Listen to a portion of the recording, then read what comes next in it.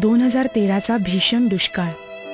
मागच्या वर्षी पावसानं ओढ दिल्यानंतर महाराष्ट्रावरच काय पण पूर्ण भारतावर पाणी टंचाईचं गंभीर संकट आलंय. तलाव, विहिरी, नद्या अक्षरशः कोरड्या पडल्यात. दिवसेंदिवस पाणी ही गोष्ट अतिशय दुर्मिळ होत चालली आहे.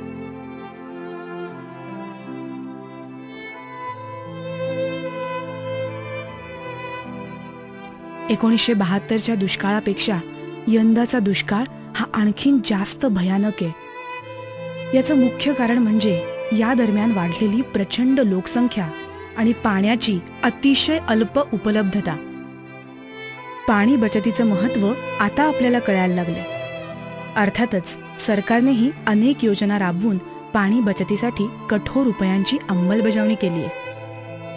प्रत्येक सुजाण नागरिक आता पाणी प्रश्नाविषयी जागरूक झालाय. पाण्याचा प्रत्येक थेंब वाचवण्यासाठी काळजी घेतली जाते. पाण्याचा एक एक थेंब वाचवणं ही प्रत्येक नागरिकाची जबाबदारी आहे. छान. पण हे असं एक एक थेंब पाणी वाचवताना जर तुम्हाला सांगितलं की इथेच कुठेतरी प्रचंड पाणी वाया घालवलं जातंय, अक्षरशः वाया, तर तुमचा विश्वास बसेल? आणि किती पाणी माहितीये? 70 लाख लिटर प्रत्येक दिवशी. हे बघा, हे आहे प्रदूषित पाणी जे मोकळ्यावर सोडलं जातंय, अगदी उघडपणे, बिनधास्तपणे, तेही या उन्हाळ्याच्या भीषण पाणी टंचाईच्या दिवसात. बसला ना धक्का? आणि हे कुठे माहितीये? हो, नाशिकमध्येच. हे आहे एकलहरा, नाशिकमधलं वीज निर्मिती करणारं थर्मल पॉवर स्टेशन. इथे दगडी कोळसा जाळून त्यावर टर्बाईन फिरवून वीज निर्मिती केली जाते. या कामाकरता प्रचंड प्रमाणात दगडी कोळसा जाळला जातो आणि या जळणाऱ्या कोळशाची प्रचंड अशी राख तयार होते, ज्याला म्हणतात फ्लाय ॲश. ही राख अर्थातच प्रदूषण आहे. निसर्गासाठी, पिकासाठी आणि अर्थातच माणसांसाठी हे अतिशय घातक प्रदूषण आहे. या हवेतील प्रदूषणाचा प्रभाव कमी व्हावा म्हणून ही राख तयार होता क्षणी पाण्यात मिसळून जमिनीवर सोडली जाते. याला वेट डिस्पोजल सिस्टीम असं म्हणतात. होय, यामुळे हवेचं प्रदूषण कमी होतं, पण हे राखमिश्रित प्रदूषित पाणी जिथे सोडलं जातं तिथं काय, त्या भागातल्या मृदेचं किंवा मातीचं प्रदूषण होतं. आणि महत्वाचं म्हणजे या प्रक्रियेत पाणी वाया जातं ते वेगळंच. हे बघा, थर्मल पॉवर स्टेशनच्या राखेचं प्रचंड पाणी इथं सोडलं जाते. किती? 70 लाख लिटर दर दिवशी. आणि इथे हे असे फ्लाय ॲश लगून्स तयार होतात. शेतीसाठी, झाडांसाठी संपूर्ण निरुपयोगी. अशा या पाईपलाईन्स मधून हे पाणी इथे सोडलं जाते. राख मिश्रित प्रदूषित पाणी, पाण्याचा पूर्ण गैरवापर. हा, पण आपण इथे पाहतोय की ही राखाडी माती लोक उचलतायत. काय आहे या राखाडी मातीत? फ्लाय ॲश या राखेची एक वैशिष्ट्यपूर्ण गोष्ट अशी की ही राख बांधकाम व्यवसायासाठी अतिशय उपयुक्त असते. योग्य मार्गाने या राखेवर प्रक्रिया केली तर सिमेंटमध्ये ही राख मिसळून बांधकामाचा पक्केपणा आणि दर्जा वाढवता येतो. यामुळे सिमेंटही कमी लागतं, बचत होते आणि प्रदूषित फ्लाय ॲशचा पुनर्वापर होतो, recycling.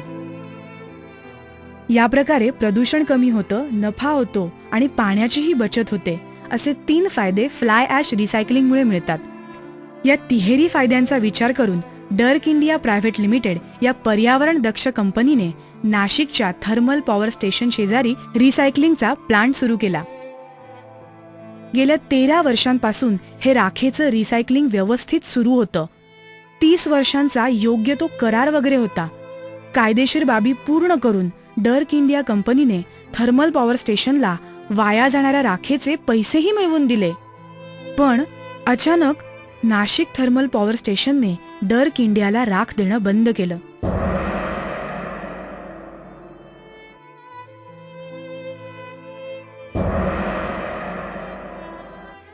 In the year 2000, Dirk India signed a 30-year contract with the then 2000 साली डर्क इंडियानं MSEBशी 30 वर्षांचा करार केला. all the newly त्यामध्ये नाशिक थर्मल पॉवर स्टेशन मधली सगळी राख रिसायकल किंवा तिचा पुनर्वापर करावा आणि त्या राखेचं पोझोक्रीट हे सिमेंटमध्ये टाकण्याचं उपयुक्त उत्पादन करायचं ठरलं. part of the contract was या करारातला महत्वाचा मुद्दा होता की एमएससीबीनी डर्कच्या सायलोमध्ये आपल्या पॉवर स्टेशनची फ्लाय ॲश द्यावी had to erect किंवा नेऊन सोडावी. inside the precincts of the power station. After Dirk had erected the first silo and requested the Nashik Thermal Power Station Dirk India private लिमिटेडनं अशा प्रकारचा सायलो तिथे उभारल्यानंतर त्या सायलोमध्ये राख देण्यास एमएससीबीनं स्पष्ट नकार दिला. पण डर्कनं कराराप्रमाणे आपला फ्लाय ॲश प्रक्रियेचा प्रकल्प एनटीपीएसच्या शेजारी ठरल्याप्रमाणेच उभा केला होता.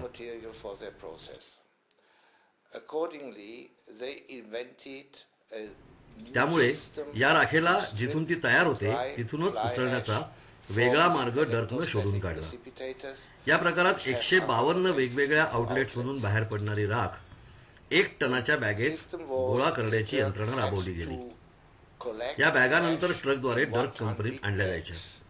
अर्थातच ही प्रक्रिया वेळखाऊ आणि पर्यावरण घातक आहे, कारण यात 130 डिग्री सेंटीग्रेडची गरम राख बॅगेत भरावी लागते.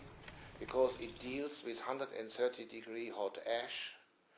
From time to time, big bags had to break because they cannot. अशी ही बॅगही कालांतराने खराब होते. Besides that, the interchanging of bags. आणि ही बॅग बदलताना लागणाऱ्या 15 मिनिटांच्या काळात तयार होणारी राख वाया जाते. या 15 मिनिटांमुळे 4 तास प्रतिदिन राख वाया जाते. त्यामुळे 100% राख डर्कला उचलता येत नाही. By this, not 100% of the generated ash can be taken away for processing. After some time, the Nashik ही Thermal बाब Power Station Dirk India private लिमिटेडनं एनटीपीएसच्या निदर्शनाला आणून दिली, तरी यावर कोणतीही कार्यवाही न करता कराराप्रमाणे सर्व राख किंवा फ्लाय ॲश गोळा होत नसल्याच्या सबबीवर 2006 मध्ये एनटीपीएसनं डर्क कंपनीला फ्लाय ॲश देणं पूर्णपणे बंद केलं. The mechanical ash delivering system to deliver the ash into the silo or silos. यामध्ये डर्कच्या सायलोमध्ये एनटीपीएसनं राख भरणं आवश्यक आहे तसा करार आहे हे सांगूनही राखेचा पुरवठा एनटीपीएसनं बंद केला. आता डर्क इंडिया प्रायव्हेट लिमिटेडला कोर्टात जाण्याशिवाय दुसरा पर्यायच नव्हता. म्हणून डर्क इंडिया प्रायव्हेट लिमिटेडनं मुंबई हायकोर्टात अपील केलं. हायकोर्टानं प्रोटेक्टिव्ह सूचनेअंतर्गत फ्लाय ॲशचा पुन्हा पुरवठा करावा अशी सूचना दिली. या संदर्भात कोर्टाची ऑर्डर झाली तरी निकाल लागलेला नव्हता. डर्कला राख मिळू लागली, पण कोर्ट मॅटर 2010 पर्यंत चालूच राहिली. यानंतर लागलेला या केसचा निकाल आम्हा दोघांनाही समाधानकारक न वाटल्यानं पुन्हा प्रकरण कोर्टात गेलं आणि ते अजूनही चालू आहे. परंतु यावेळेस मात्र हायकोर्टानं प्रोटेक्टिव्ह ऑर्डर काढून घेतली. त्यामुळे एनटीपीएस कडे 3 पर्याय होते. एक तर ही राख डर्कला देणं किंवा इतर कोणाला तरी देणं किंवा राखेत पाणी मिसळून फ्लाय ॲश लगूनमध्ये सोडणं. एनटीपीएसनं तिसरा पर्याय म्हणजे पाणी मिश्रित राख सोडण्याचा पर्याय स्वीकारला. डर्क इंडिया प्रायव्हेट लिमिटेड याआधी 1000 मेट्रिक टन प्रति दिवशी या प्रकारे राख उचलत होतं. Protective order Dirk was enjoying for all these years just recently.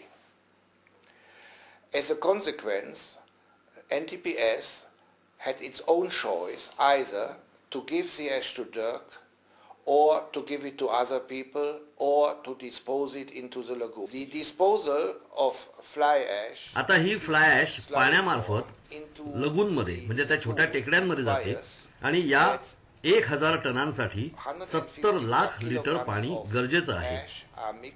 हे दूषित पाणी या लगूनमधली खालची आणि आजूबाजूची सुपीक जमीन पूर्णपणे नापीक करतं. आजूबाजूच्या विहिरीचं पाणी दूषित होतं, पर्यावरणाचा सत्यानाश होतो. To form the slurry and pump the material into the lagoon. I cannot understand why. मला हे लक्षात येत नाही की एक जनउपयोगी संस्था अशा प्रकारे का करते. या फ्लाय ॲशला डर्क इंडियातर्फे मिळणाऱ्या पैशावर पाणी का सोडते. या व्यतिरिक्त हे राख मिश्रित पाणी अशा प्रकारे पंप करायला लागणारे 150 रुपये प्रति टन का वाया घालवते. हे त्यांचं आणि जनतेचं This was असं दुहेरी an नुकसान आहे. expense they are now incurring. I think that this whole matter is a scandal. हा जनतेच्या पैशाचा आणि दुष्काळाच्या वेळी अमूल्य अशा पाण्याचा सरळ सरळ गैरवापर आहे. This area. I think that the public of Nashik नाशिककरांनी याचा फार गंभीरपणे विचार करावा अशी माझी विनंती आहे. हा गैरवापर थांबला पाहिजे. That this misuse of water is finally stopped. गंभीर आहे ना? होय, हे थांबवायला पाहिजे. काहीही करून हे थांबवायला हवं.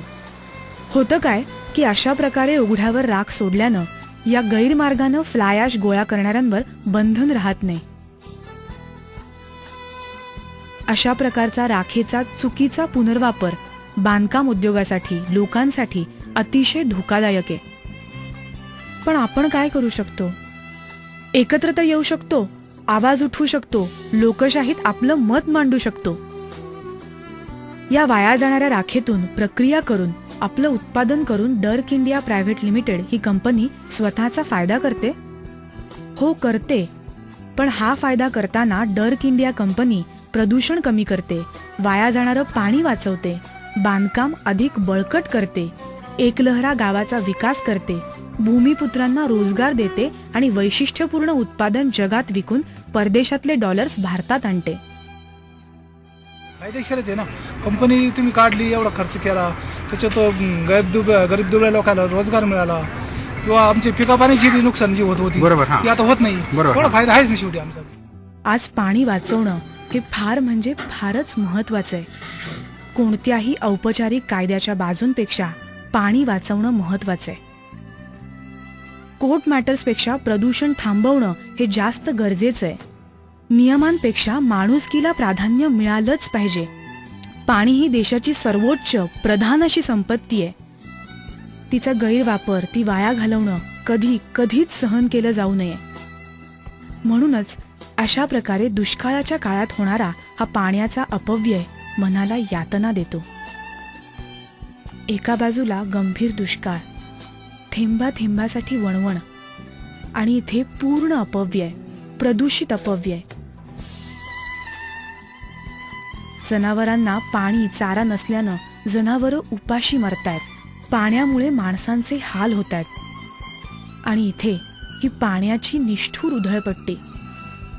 ही बाब खरंच गंभीर आहे. When speaking to friends, neighbors, नाशिकमधली मित्रमंडळी आपल्या बरोबर आहेत. I could त्यांनाही see पाण्याचा that they गैरवापर, all were प्रदूषण upset सहन होत नाहीये. about this scandal. त्यांच्या सूचनेनुसार ही गंभीर बाब आपल्या सर्वांच्या They निदर्शनाला asked आणून me देतोय. to bring this matter to the notice of the public, to environmental groups, to political parties and anybody who could make a change in this matter. May I ask you, आपण मला हे बहुमूल्य पाणी वाचवण्यासाठी आणि आपल्या पृथ्वीचं रक्षण करण्यासाठी मदत करा. माझ्या या उपक्रमात योगदान द्या अशी माझी विनंती आहे.